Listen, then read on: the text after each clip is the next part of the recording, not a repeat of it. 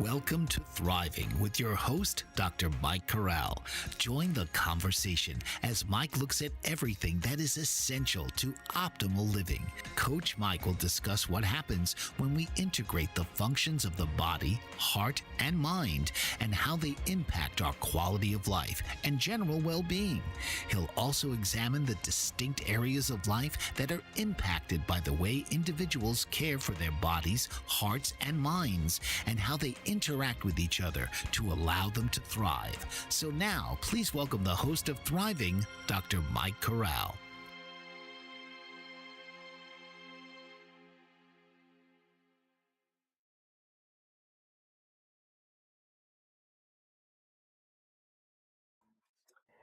Hello and welcome back to Thriving. I'm Dr. Mike Corral, and I'm glad that you're with me here today.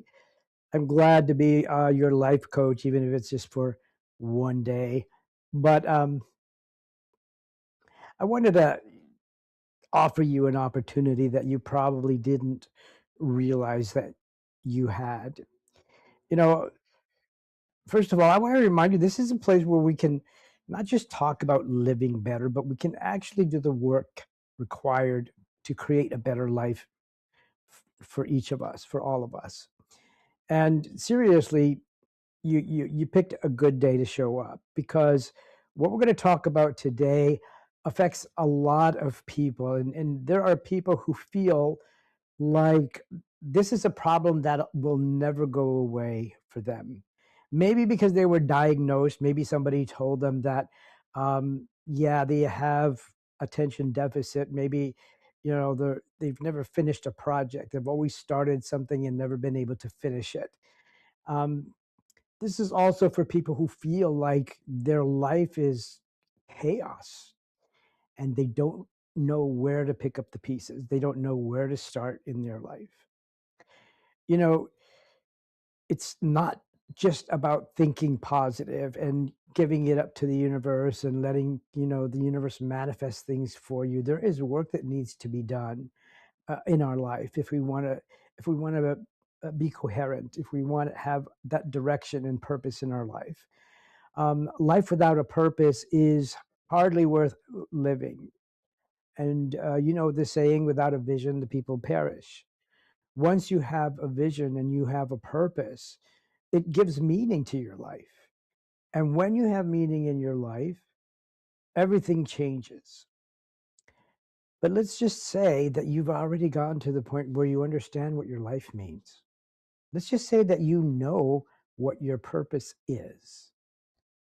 And just as you go to hit the ground running, you notice, oh my gosh, before I do that, I need to take care of this. This is in my way. That is in my way. I've got all this unfinished business that I need to take care of, and I don't know where to start.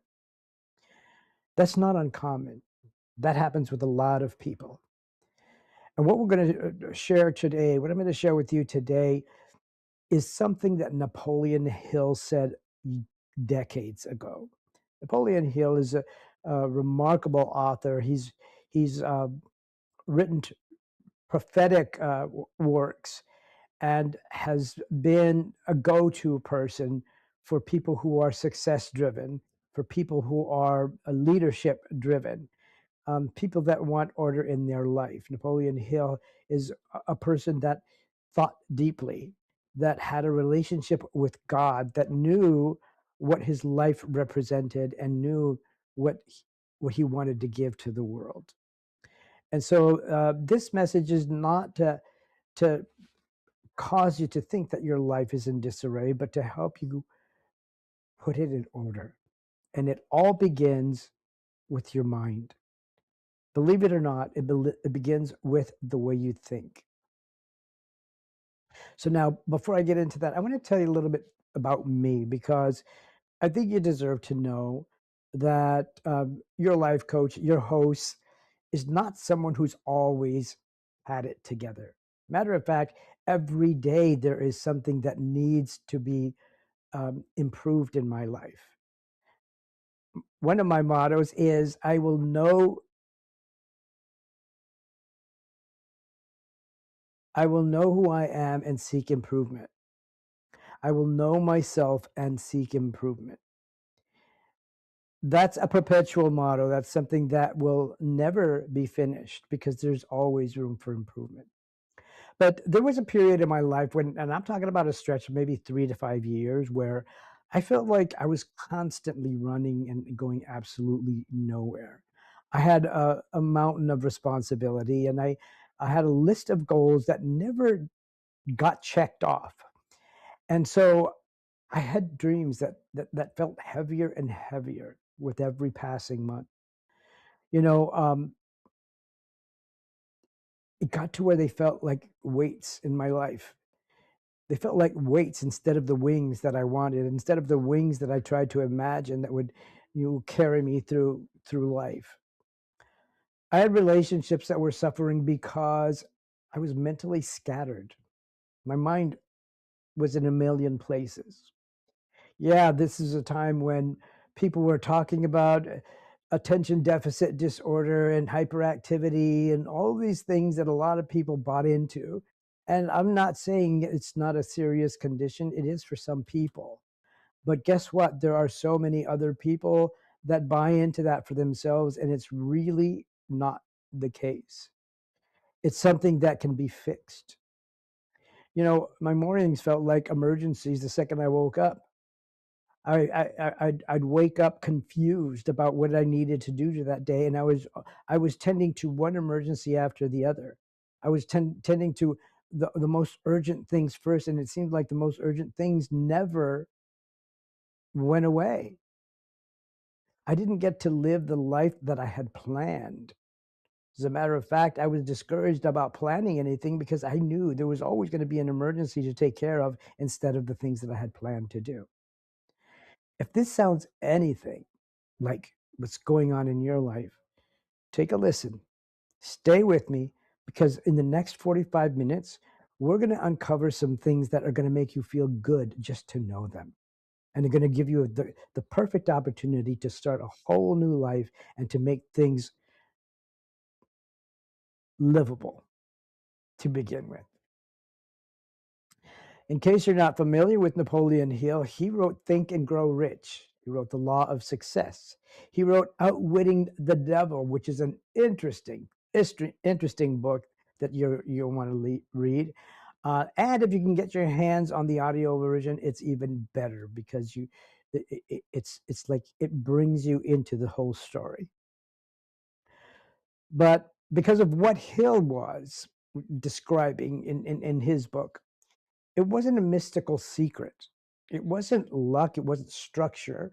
It was it was it was it, a structure that you could actually build upon, that actually provided avenues and the wherewithal to create discipline in your life. And I'm not talking about the kind of discipline that you did begrudgingly. I'm talking about the kind of discipline that excited you, that that that you were excited to bring into your life because you knew the result was going to be amazing. If you organize your time, you organize your actions. If you organize your actions, you are building a life that actually looks like and feels like the life that you want. Think about that for a minute. Think about you being in charge of the life that you want, being able to create the life that you want. Today, I want to be able to create a shift for you, the opportunity for you to make a change that will affect your life for the better moving forward. So here's what we're going to cover. We're going to cover 7 of the most powerful principles that Napoleon Hill ever identified. And this is drawn from his best work. And when you apply them together, it's going to create a framework for organizing everything, not just your calendar, but your entire life. So we're going to go deep on all 7. We're going to talk about why most people skip them. And then at the end, I'm going to give you a challenge. I'm going to give you a 7-day challenge at the end that'll put everything you learned today into immediate action. You ready? I am. So let's get into it. So the first thing is you need to know what you want. And I know that you want to get organized, and that's a big general desire, but you want to be specific. You want to know what you want, and you want to build the road to get there. Okay? And here's how we're going to do it. So let me ask you something right off the top, and I want you to take this question seriously. Don't just let it wash over you. Here's the question. Where are you going? Think about it. Where are you going? Where is your life taking you? I don't mean metaphysically, I mean literally. What direction are you headed? Think about right now. Right now, you happen to be listening to this, you haven't scrolled past this, and you're here watching this. This is an important moment in your life. This is not a coincidence. This is an answer to prayer. This is an answer to something you've been wanting for some time now. From the depths of your soul, you've been wishing this would happen. You may have a vague sense of what you want to be better, but you need to realize it's not a fantasy. It's not something that you can only wish for. It's something that you can actually cause to happen. You can make it happen. It's not a dream version of yourself that you think about before you go to bed. This is a specific, written, declared destination for your life. Do you have one? Create one. Think about it. Get a pencil and a piece of paper and begin to write things down, because here's the hard truth that nobody wants to talk about. Most people wake up every single day and they just react. The alarm goes off, they check their phone, and they probably go into Instagram and get mesmerized by Instagram, get sucked into it, scrolling and scrolling and scrolling and entertaining their mind without planning anything, without deciding what direction they're going to go in for the day, how they're going to use their day. We get about 12 precious hours in the day that we can totally use. Maybe 18 for some of us. And they get swept into the current because people don't decide the direction that they're going in. They don't decide what they're going to do with their time. They allow themselves to be distracted. They allow themselves to be entertained throughout the whole day. And that's not the way you create success in your life. It's not the way you even have clarity in your life. It's not the way that you fulfill your purpose in life. And it's not the thing that gives you meaning in your life. It's not the thing that allows you to know who you are and why you're here. People wonder why all the years are passing by them and why time is going so quickly and nothing is changing. They wonder why the dream stays a dream and why it's not reality for them yet. It's because they're drifting. You don't know what that means? Get the book Outwitting the Devil. It'll tell you what drifting is. And it's an amazing book. When we come back, we're going to talk a little bit more about it. And we're going to talk about why it's so dangerous to allow yourself to drift. Don't go away. Mike Zorek, a three-time California state champion in Greco-Roman wrestling at 114 pounds. Mike, blind since birth, was born in Hartford, Connecticut. He was a six-time national placer, including 2 seconds, 2/3, and 2/4. He also won the Veterans Folk-Style Wrestling twice at 152 pounds. In all these tournaments, he was the only blind competitor. Nancy Zorek, a a creative spirit whose talents have taken her to the stage and into galleries and exhibitions in several states. Her father, a commercial artist who shared his instruments with his daughter and helped her fine-tune her natural abilities, influenced her decision to follow in his footsteps. Ms. Zorick has enjoyed a fruitful career doing what she loves. Listen Saturday mornings at 12 Eastern for the Nancy and Mike Show for heartwarming stories and interesting talk. Are you struggling to care for elderly parents or a spouse? Do you wonder if being a caregiver is making you sick? Are you worried about taking time off work to care for elderly parents and balance work, life, and caregiving? Has caregiving become exhausting and emotionally draining? Are you an aging adult who wants to remain independent, but you're not sure how? I'm Pamela D. Wilson. Join me for the Caring Generation radio show for caregivers and aging adults, Wednesday evenings, 6 Pacific, 7 Mountain, 8 Central, and 9 Eastern, where I answer these questions and share tips for managing stress, family relationships, health, well-being, and more. Podcasts and transcripts of the Caring Generation are on my website, PamelaDWilson.com, plus my caregiving library, online caregiver support programs, and programs for corporations interested in supporting working caregivers. Help, hope, and support for caregivers is here on the Caring Generation and PamelaDWilson.com. Welcome back. In his book, Outwitting the Devil, Napoleon Hill called drifting the most dangerous human habit of all. Drifting, moving without direction, living without intention, going with the flow, so to speak. Those have become popular terms, and yet it's the most dangerous thing that you can occupy your life with. He said that the devil, whatever you want to call that force of resistance in your life, it's a real force, by the way. It's not some religious metaphor.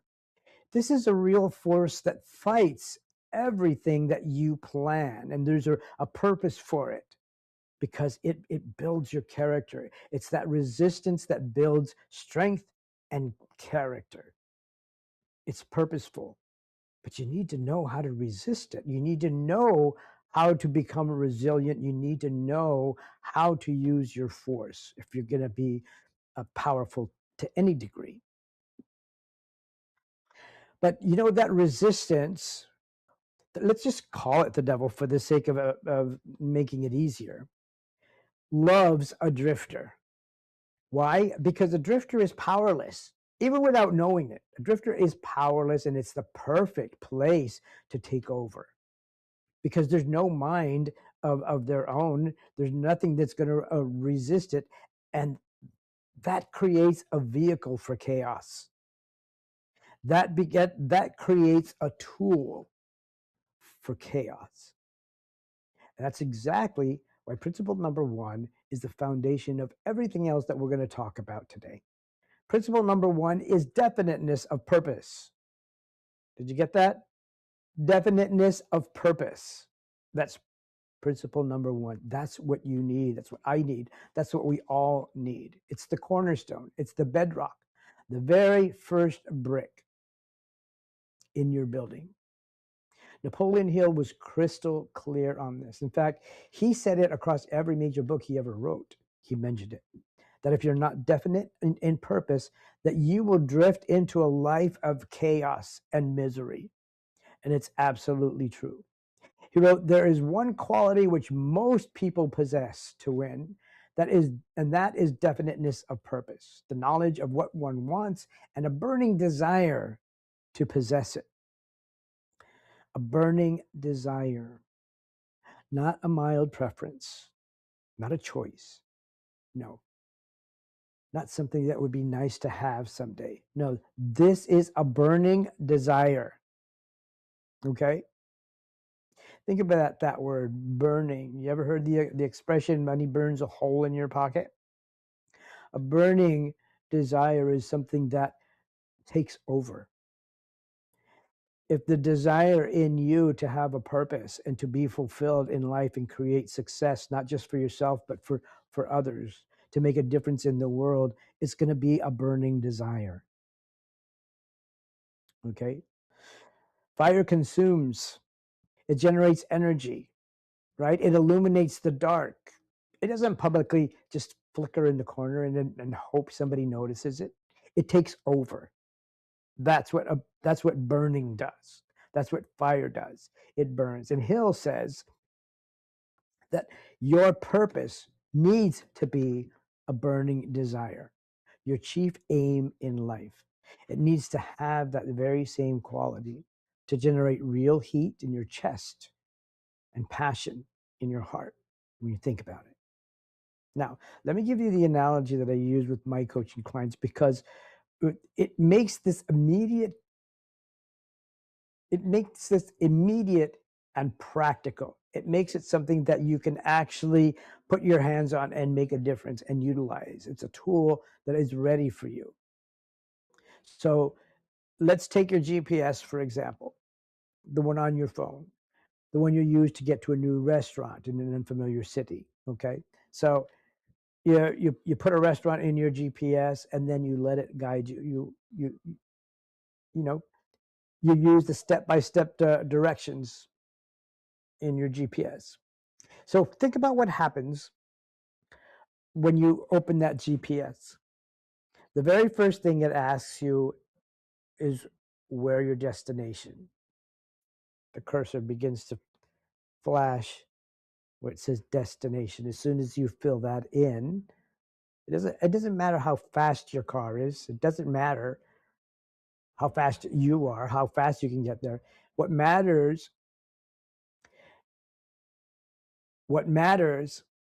is the destination that you put in. It doesn't care what kind of car you're driving. You could even use your GPS if you're walking or even riding a bike if you wanted to. It doesn't care. What it cares about is the destination.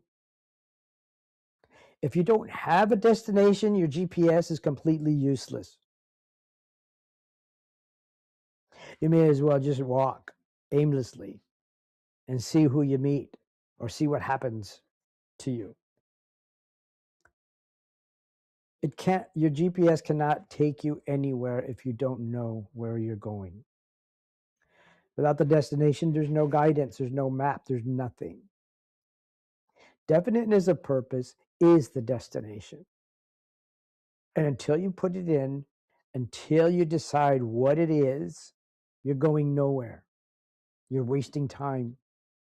You're wasting your life. But once you do, everything begins to make sense. Your mind, your energy, your time, everything begins to make sense. Everything has a purpose.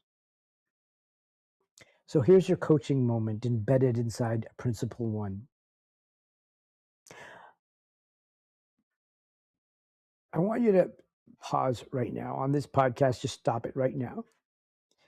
And I want you to write down one sentence that answers this question. What is the single greatest goal in my life right now?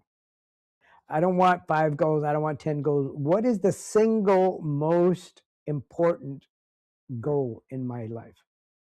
If you knew in your mind there was one thing that you want in life right now, what would that be? So just pause this and write it down.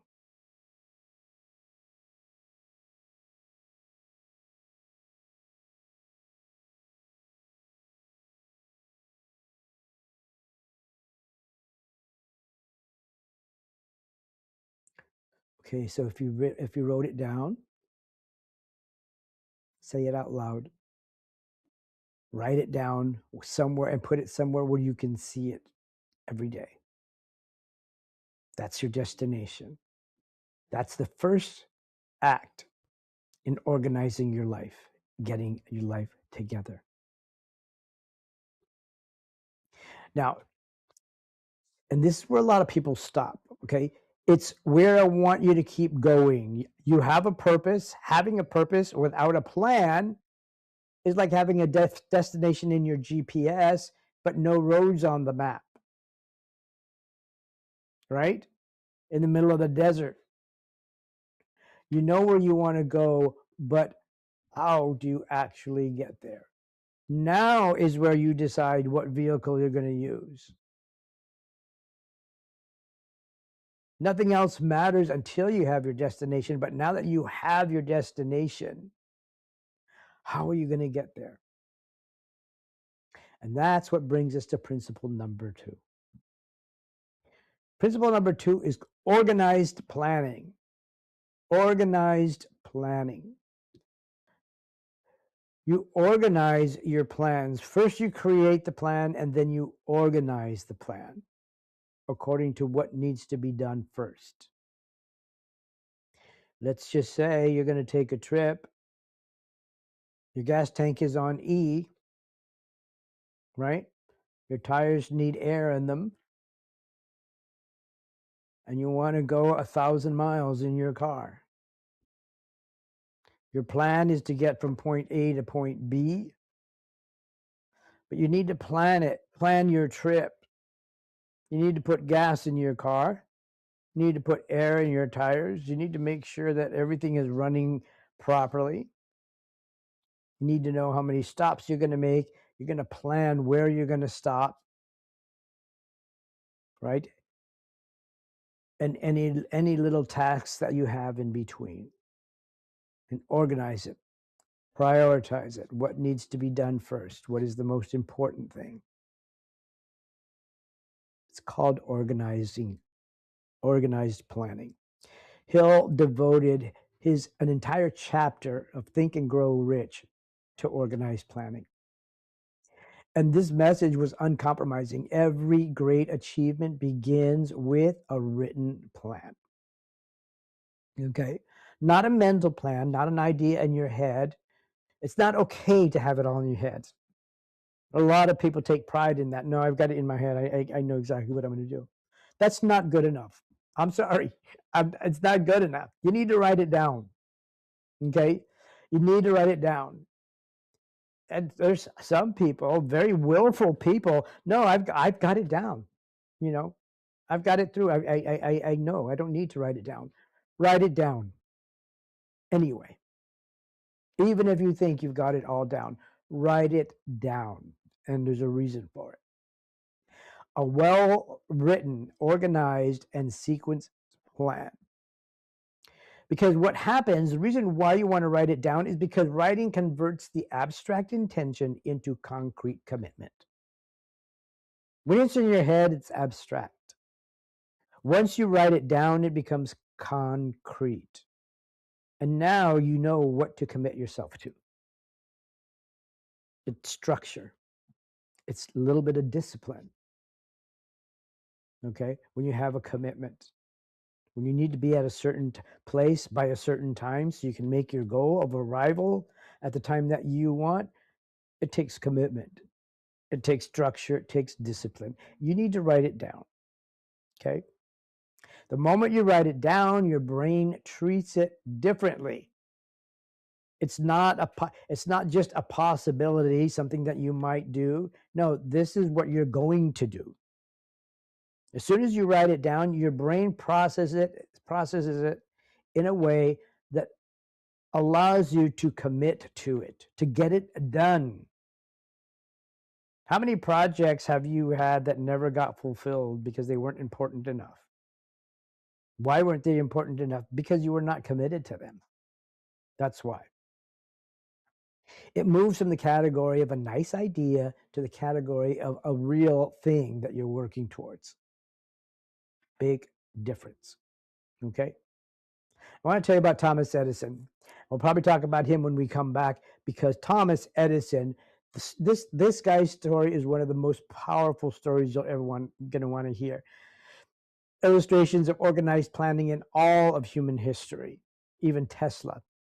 But don't go away. We'll be right back, and we're going to talk about all of these things and how written plans make a difference. Don't go away. Master of words, powerful player, What life-changing words can Dr. Janet Smith Warfield pull out of her magical toolbox that just might mysteriously open a door you never knew was there? A door to free yourself from fear forever. Transform your rage into right action. Release your guilt. Position you into a life of freedom, purpose, passion, power, and peace.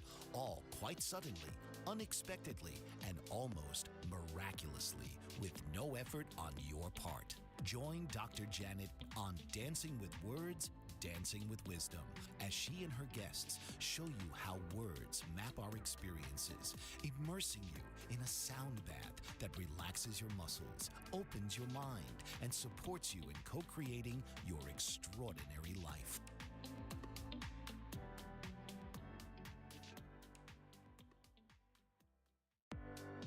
Author, radio show host, and coach John M. Hawkins reveals strategies to help gain perspective, build confidence, find clarity, achieve goals. John M. Hawkins' new book, Coached to Greatness, Unlock Your Full Potential with Limitless Growth, published by iUniverse. Hawkins reveals strategies to help readers accomplish more. He believes the book can coach them to greatness. Hawkins says that the best athletes get to the top of their sport with the help of coaches, mentors, and others. He shares guidance that helps readers reflect on what motivates them, rediscover and assess their core values, philosophies, and competencies, find settings that allow them to be the most productive, and track their progress towards accomplishing goals.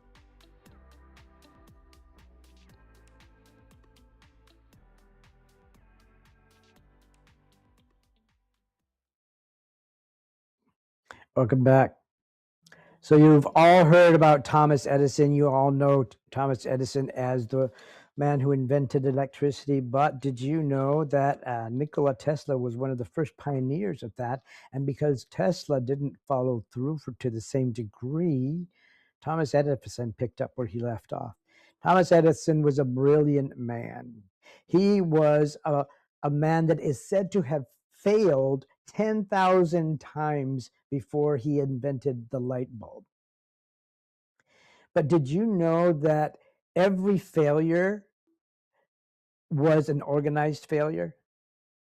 Thomas Edison's failures were not random failures that caused him to get pissed off and throw things against the wall or, mess everything up because he was so frustrated. Every failure was calculated.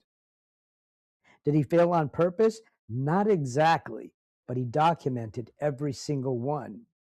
And he documented the results. Not only that, have you ever heard about trial and error? You ever heard about trying something until you find it? You know how people that crack a safe know how to do it? There's little tumblers, and you have to try a million different things before one clicks. Back in the day, probably before your time, they used to have telephone books. And this is a book about 3 inches thick that had every name of every person who had a telephone in a certain geographical area. And if you wanted to find somebody's telephone number, you just didn't Google it. You had to open the telephone book and you had to look at the last name and look it up by the last name. So if you're looking up Thomas Edison, you look up Edison and there's a million Edisons. And in those million Edisons, there's probably 1,000 Thomases.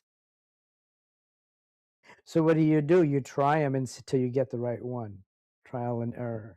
Every one of Edison's failures were documented, calculated. Sometimes it was a random trial, hoping that he would get the right formula or the right sequence because they were data driven. Everything he did was data driven. He was gathering information that he could use or that he could throw out by the process of elimination. That's incredible. That's the dedication it takes to be able to have the kind of success that changed the world. Here's the layer that doesn't get talked about.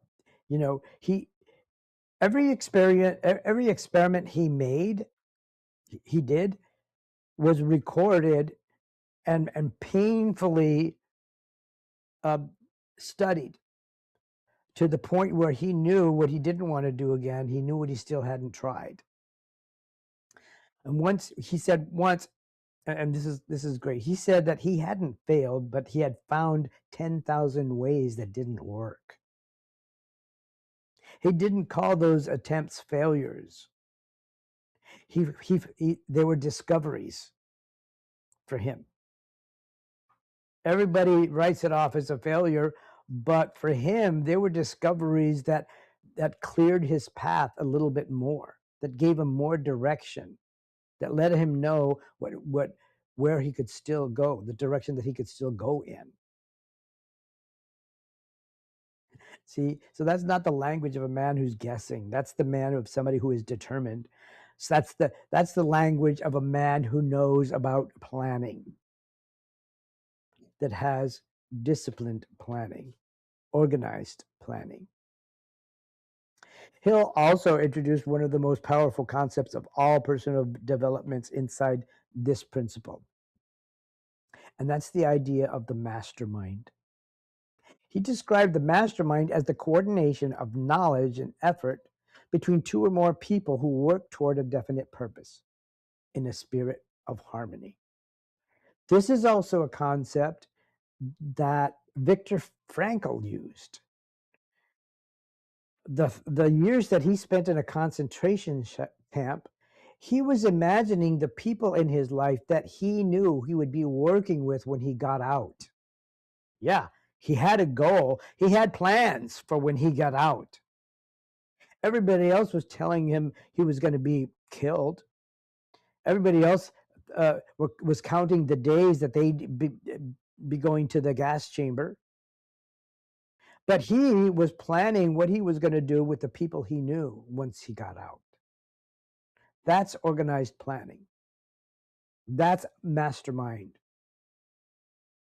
And this is something that we need to develop in our own life. There are people that you get along with, that you think like, that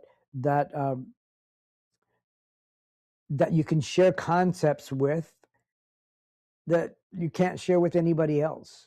Those are the people that you want to work with and create a mastermind.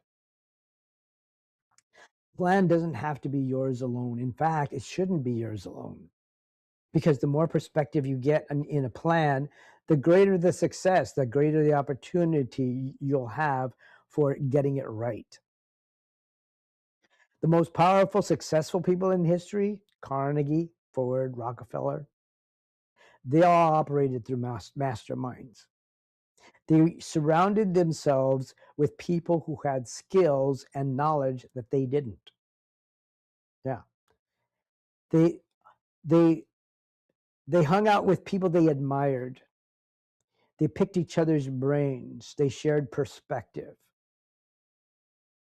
And that's how they were able to plug the gaps in their operation. They amplified their strengths, and together they built things that no one of them could have done alone. You know, they say that we are the average of the 5 people we hang out with the most. If you hang out with a bunch of people that are drifters, guess what? You're the 5th one. You hang out with 5 millionaires, you're the 6th one. You hang out with people that like to party, you know, you're the 7th one. But what does a mastermind look like? Who are the 2 or 3 or 4 people in your life that you can lean on, whose way of thinking is very familiar to you, that you can rely on for certain kinds of ideas? The ones that you can work with. You can work alongside them and maybe, have an argument or a discussion here and there, but you get along with, and you share the same goals, the same excitement, the same enthusiasm. Who are those people? If you don't have an answer to that question, it's something to start building. Start looking for people that you admire. I understand for some people, this is a very, very difficult thing to do. Why? Because they can only feel comfortable that with people they feel superior to. It's a sad life to live. If you cannot get yourself to admire someone else, there is something wrong. Yeah, I said that. If you can't find people that you admire and look up to, and if you can't surround yourself with those kinds of people, you're limiting your life. It's sad. You need to get some help. So it's something worth building. Build a life with people you admire.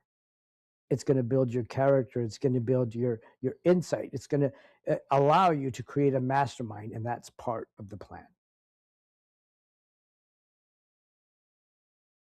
I want you to be specific about what a real written plan actually looks like, because I don't want you to walking away from this episode with another vague intention. Oh yeah, that was interesting. One of these days I'm going to do that. No, a vague wish sounds like, oh yeah, I want to be healthier.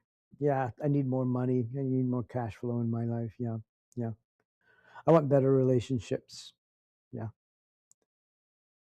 That's a Christmas. That's a letter to Santa. I'm sorry. It's not a plan. A real plan looks like this. My chief aim is to build a business generating $10,000 a month, $100 a month. By this date and that date, I'm going to have made this much in the year. Real numbers, real goals, real time frames to work in. And it's also going to include a why, so that I can leave my 9-to-5 job, so I can spend more time with my family. And you're going to have your priority actions, 5 priority actions. Step 1, launch my first offer by the end of the month. Step 2, make 10 outreach contacts per week. Step 3, invest 3 hours per week in a skill development. 4, track revenue weekly. 5, review and adjust the plan every 30 days. That's commitment. Yeah, I didn't say the plan was going to stay the same. You write the plan down and then you adjust it according to your progress. See the difference? Specific, sequential, measurable, written. That's what you need. That's the first thing you need to do for step 2. So what would your life look like if you treated it the way a CEO treats a company, for example, with a strategic plan, quarterly reviews, honest accountability? What would your life look like if you did that with your life? What if you pretended that your life was a business and you were the CEO of it? Right now, too many people are running their most important enterprise without so much as a napkin sketch plan. I'm telling you, with not even a Post-it note. They're randomly doing it, willy-nilly doing it. Definiteness of purpose tells you where you're going. Organized planning tells you how to get there. And together, they are the first 2 pillars of an organized life. And without them, every other principle we're going to talk about has no function. We still have 5 more principles. We're going to talk about it when we come back. So do not go away. We're just getting warmed up, my friend, because in the next segment, I'm going to talk about the invisible architecture that holds a winning life together. It takes structure, architecture, 3 principles that most people skip entirely. And when you hear them, you're going to realize exactly why your momentum has stalled before. Stay with me. Don't go away. Are you struggling to care for elderly parents or a spouse? Do you wonder if being a caregiver is making you sick? Are you worried about taking time off work to care for elderly parents and balance work, life, and caregiving? Has caregiving become exhausting and emotionally draining? Are you an aging adult who wants to remain independent but you're not sure how? I'm Pamela D. Wilson. Join me for the Caring Generation radio show for caregivers and aging adults, Wednesday evenings, 6 Pacific, 7 Mountain, 8 Central, and 9 Eastern, where I answer these questions and share tips for managing stress, family relationships, health, well-being, and more. Podcasts and transcripts of The Caring Generation are on my website, PamelaDWilson.com, plus my caregiving library, online caregiver support programs, and programs for corporations interested in supporting working caregivers. Help, hope, and support for caregivers is here on The Caring Generation and PamelaDWilson.com. Master of words, powerful player. What life-changing words can Dr. Janet Smith Warfield pull out of her magical toolbox that just might mysteriously open a door you never knew was there? A door to free yourself from fear forever. Transform your rage into right action. Release your guilt. Position you into a life of freedom, purpose, passion, power, and peace. All quite suddenly, unexpectedly, and almost miraculously, with no effort on your part. Join Dr. Janet on Dancing with Words, Dancing with Wisdom, as she and her guests show you how words map our experiences, immersing you in a sound bath that relaxes your muscles, opens your mind, and supports you in co-creating your extraordinary life.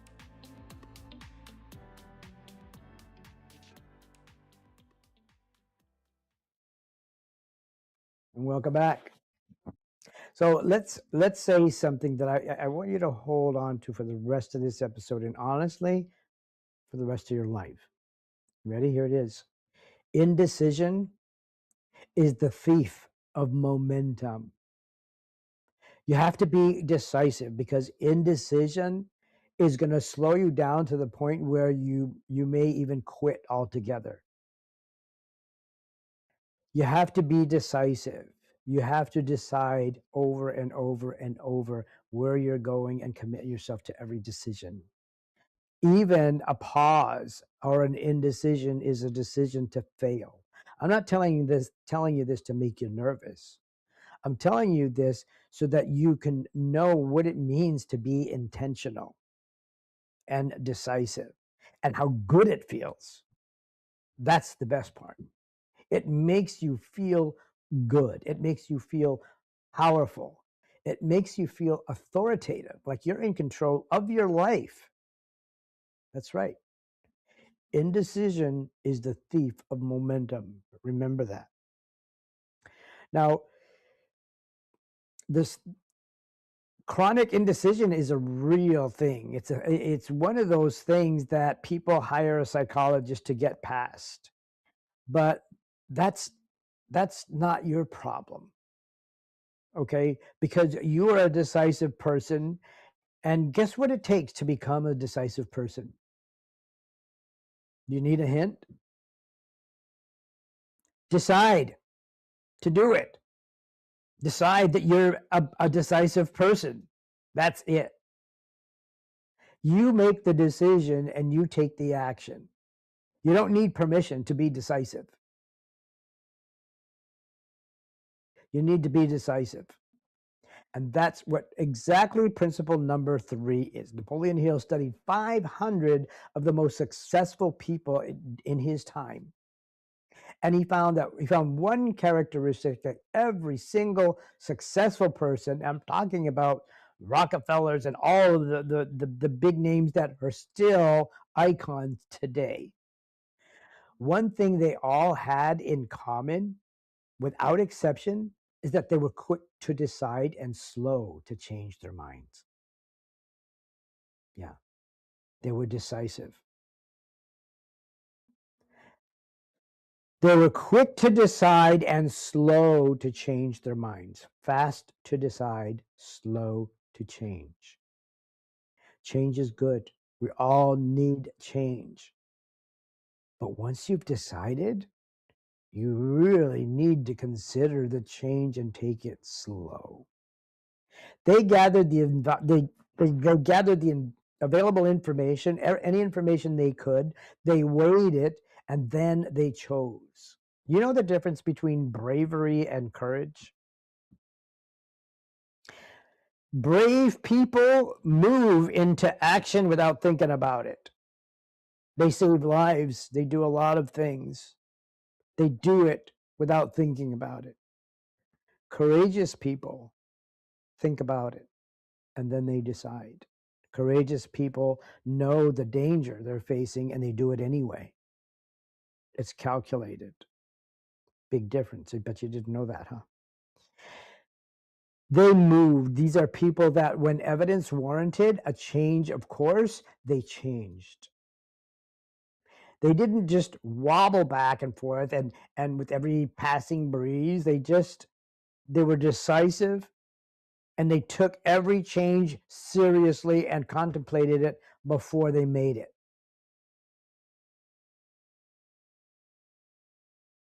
Compare that to the average person. The average person is slow to decide. They agonize. They overthink. I know what overthinking is like. I did it most of my life. I overthought everything. And that's what caused the chaos in my life. Overthinking caused me to feel unfulfilled, caused me to second guess myself, caused me to be afraid of my mistakes. Overthinking caused me to deny my mistakes. It caused me to keep secrets that I was ashamed of. That's what overthinking did. You know, when you're too fast to change, you're at the mercy of those who are going to be judging you and criticizing you. But when you're decisive and slow to change, it doesn't matter how people criticize you or how they judge you, because your goal is still in front of you and the importance of it is still there. And none of the rest matters. And the result is people that are quick to change and slow to decide are going to run around in circles for the rest of their life. And I want to tell you, I'm going to call it a composite story because it captures what I have seen in dozens of clients. And I'm going to call the typical one of them, I'm going to call him David. No offense, David. But David is sitting at a crossroads. He's been in a job that just drains him, okay, for years, 4, 5, 6 years. He knows he wants to leave. And yet he doesn't. He has the clarity, he has the capability, but for 2 years, he doesn't make that decision. He tells himself he's gathering information. He tells himself he's not ready yet. He tells himself, I will know when the time is right. Well, guess what? The time is never going to be right. You know, I hate to do this to you, but if you are interested in hearing the rest of this, I want you to like and subscribe and comment on this channel. We have 4 more principles to cover, and I'm going to cover them for you, but we've run out of time. And I just want to thank you for being here today. I wanted to thank you for paying attention and for being this dedicated to changing your life. Come back and see me again, and we'll discuss the rest. Have a good one. Bye-bye. This has been Thriving with host Dr. Mike Corral. Listen each week as Coach Mike will talk with guest experts in the areas of physical, mental, and spiritual health to help us dive deeper into those topics and share their insight and expertise on how anyone can thrive regardless of circumstances and perceived limitations. Wednesdays at 4 p.m. Eastern.